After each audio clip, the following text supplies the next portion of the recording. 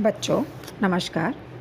आज हम कक्षा 9वीं की पाठ्य पुस्तक क्षितिज में दिए गए कबीर के शब्द पढ़ने जा रहे हैं।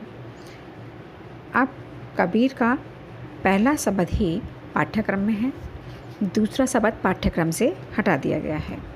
मैं करुणा शर्मा आज आपको कबीर का प्रथम शब्द पढ़ाने जा रही हूँ।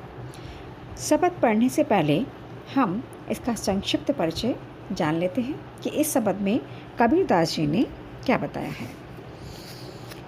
कबीरदास जी ने अपने पहले शब्द में जहाँ एक ओर उस समय समाज में चल रहे विभिन्न आडंबरों का विरोध किया है, वहीं दूसरी ओर हमें ईश्वर को खोजने का सही रास्ता भी दिखाया है। उनका मानना है कि ईश्वर मंदिर या मस्जिद में नहीं बल्कि हमारे अंदर ही बसते हैं। तो अब हम प्रथम शब्द पढ़ते हैं।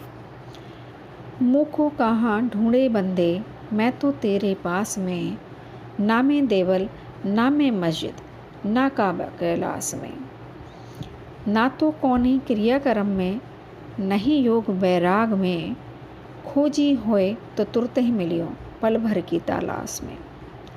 कहीं कबीर सुनो भई साधो, सब श्वासों की श्वास में। बच्चों, इसका भावार्थ कुछ इस प्रकार है। प्रस्तुत पंक्तियों में कवि ने मनुष्य को यह संदेश दिया है कि ईश्वर को मंदिर या मस्जिद में ढूंढने की ज़रूरत नहीं है, क्योंकि वह प्रत्येक मनुष्य की सांसों में विराजमान है।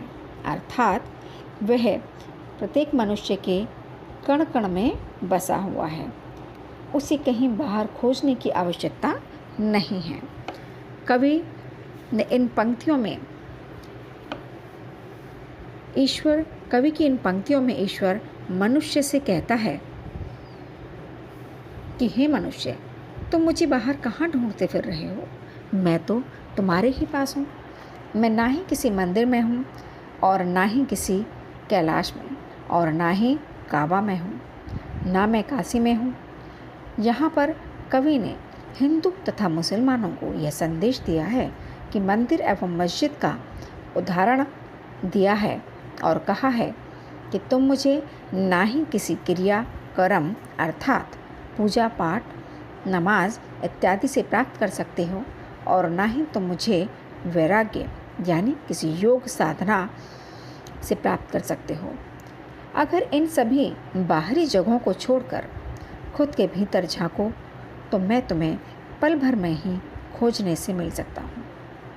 अंतिम पंक्तियों में कवि सभी भक्तों को यही संदेश देते हैं कि परमात्मा हमारे अंदर ही बसा हुआ है, वह हमारे कण कण में व्याप्त है।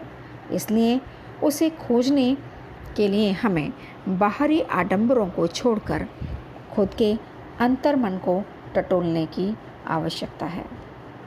कहने का तात्पर्य है कि ईश्वर किसी भी धार्मिक क्रिया में, व्रत, उपवास, यज्ञ, हवन आदि क्रियाओं में नहीं होता। अर्थात इन क्रियाओं को करने के बाद हम ईश्वर को प्राप्त कर लें, यह ज़रूरी नहीं है। अगर हमें ईश्वर को प्राप्त करना है तो उसके लिए हमें स्वयं अपने मन में टटोलना होगा, अपने भीतर झांक कर देखना होगा, क्योंकि ईश्वर प्रकृति के हर कण में, हर तत्व में, हर व्यक्ति में, उसके मन में मौजूद है। धन्यवाद।